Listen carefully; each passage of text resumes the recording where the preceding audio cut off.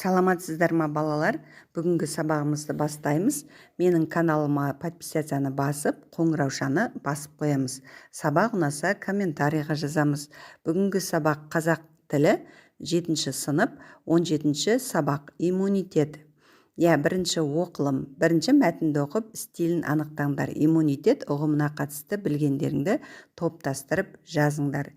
Яғни иммунитет дегеніміз не? Иммунитет дегеніміз бұл ағзаның жұқпалы ауруларға қарсы тұру қабілеті. Яғни ауруды қоздыратын бактериялар, вирустар және басқа заттарға қарсы тұруы ағзаның ішінде. Оның екі түрі болады: табиғи иммунитет және жасанды иммунитет. Иммундық жүйенің негізгі атқаратын қызметі ол ағзадағы зиянды микробтар, вирустарды оқшаулап алады да, алдымен содан кейін жояды. Өкінішке қарай осындай заттар егер жаңағы вирустар, микробтар ағзаға түсе беретін болса, онда иммундық жүйеде әлсірейді. Егер де бұл иммундық жүйе әлсірейтін болса, адам аурушыл келеді. Мысалға, иммунитет тапшылығы азаятын болса, онда алдымен тыныс алу мүшелері суықтайды, одан кейін терінің микробтық, вирустық аурулардың асқынуы пайда болады. Иммундық жүйесі қалыптасып үлгермегендіктен балаларда олар көп ауырады. Өйткені ересектерге қарағанда балаларда иммундық жүйе көп қалыптаса бермейді. Иммундық жүйе жақсы, өзі қалыпты жағдайда жұмыс істеп тұру үшін алдымен бірінші дұрыс тамақтанып жүру керек.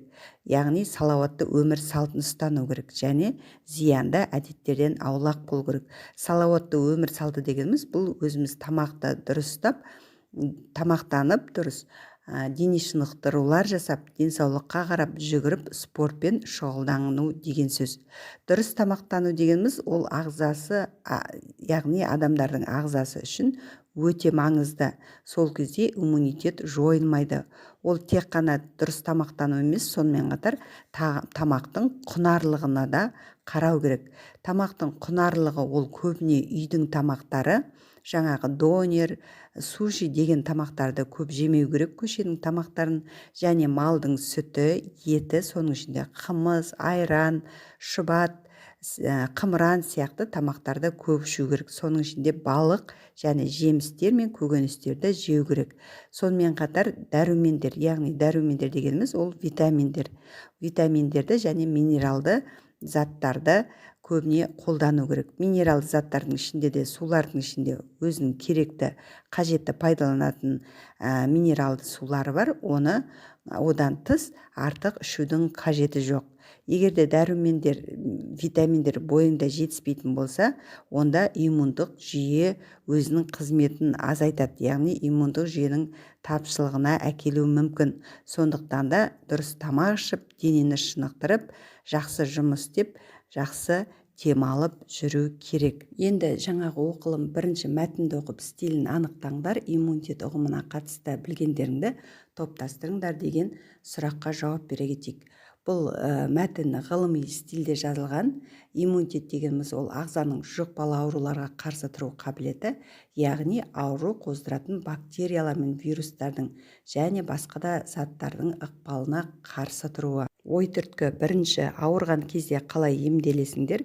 Екінші, денсаулық мықты болу үшін не істеу керек деп ойлайсыңдар? Яғни біз ауырған кезде бірінші ата-анамыз біздің витаминдермен, ыстық сорпамен, тамақпен және балмен емдейді. Ал екінші, ол денсаулық мықты болу үшін істеу керек, яғни тамақты уақытылы ішіп, жаттығу жасап жүру қажет. Сонда физикалық тұрғыда мықты боламыз. Әдеби тіл нормалары: екінші, оқылым мәтінінен грамматикалық және логикалық кідірістерді анықтаңдар. Психологиялық кідіріс қандай мәтіндерде кездеседі? Мысал келтіріңдер. Яғни грамматикалық, логикалық екпін бар, психологиялық екпін ол көркем әдебиет мәтінінде кездеседі. Мысалы, бәрі де түсінікті, сөйлемесең де болады. Яғни бұл жерде дегеннен кейін кідіріс болып тұр. Олай болса, бұл психологиялық екпін. Тыңдалым және айтылым: үшінші, мәтінді тыңдап, денсаулықтың достарын кластерге түсіріңдер.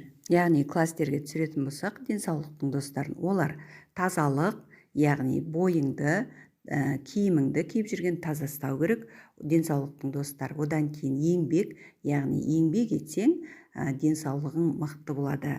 Одан кейін мезгілге байланысты киініп жүру, яғни жаз болса жаздық киім, қыс болса қалың киіп, тоңбай, суықтамай жүру.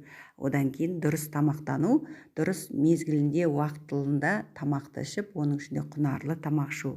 Таза ауа жұту, яғни таза ауа жұту дегеніміз адамның тыныс жолдарына пайдалы, сондықтан таза ауада көп жүру қажет. Жазылым 4-ші берілген мәтін бойынша бір-біріңнен 3 қадамды сұхбат алыңдар. Яғни бірінші А оқушы В-дан сұхбат алады, ал С оқушы олардың сұрақ жауабын жазады. В оқушы С-дан сұхбат алады, ал А оқушы олардың сұрақ жауабын жазады. С оқушы А-дан сұхбат алады, ал В оқушы олардың сұрақ жауабын жазып отырады. Алдымен есімізге түсірейік, 3 қадамды сұхбат. Бұны әркім топ күйінде және оқушы ретінде пайдаланады. Бірінші топ үй тапсырмасы бойынша сұрақ дайындайтын болса, екінші топ сұрақтарға жауап береді, яғни сұхбатта. Үшінші топ соны қорытындылайды. Ал біз оқушы түрінде алайық. Бірінші, Әлия, иммунитет дегеніміз не? Асқар, ағзаның жұқпалы ауруларға қарсы тұруы, яғни Сәкен толықтыра келіп, сондықтан ауруға қарсы тұру үшін дұрыс тамақтану қажет деді. Асқар, иммундық жүйенің қызметі не? Сәкен, ағзадағы зиянды вирустарды оқшаулап, содан кейін жоюы. Әлия, ағзаға осындай заттар жиі түсе берсе, иммундық жүйе әлсірейді. Сәкен, иммундық жүйе толық қалыптаспаса не болады? Әлия, балалар ересектерге қарағанда көбірек ауыратын болады. Асқар, иммундық жүйе қалыпты жұмыс істеу үшін сондықтан да зиянды әдеттен аулақ болу керек. 5-ші тапсырма, төменде иммунитетті көтерудің 6 жолы берілген, топқа бөлініп постер жасаңдар. Әр қадамды өз өмірлерімен байланыстырып дәлелдеңдер. Бірінші, дене шынықтырумен айналысу, салқын сумен жуыну, таза ауада серуендеу, құнарлы ас ішу, уақытында тамақтану, сүт тағамдарын көп тұтыну. Яғни осыларды пайдаланып постер жазамыз. Яғни иммунитетті көтерудің бірнеше түрі бар. Бірінші, дене шынықтырумен айналысу, бұл денсаулыққа пайдалы, таңертең тұрып жүгіру иммунитетті көтереді. Екінші, салқын сумен жуыну пайдалы және денені сергек қылады. Үшінші, таза ауада серуендеу, таза ауа жұтумен бірдей. Таза ауа ішкі тыныс мүшелеріне пайдалы. Төртінші, құнарлы ас ішу пайдалы.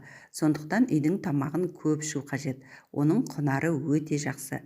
Бесінші, уақытында тамақтану асқазанға пайдалы.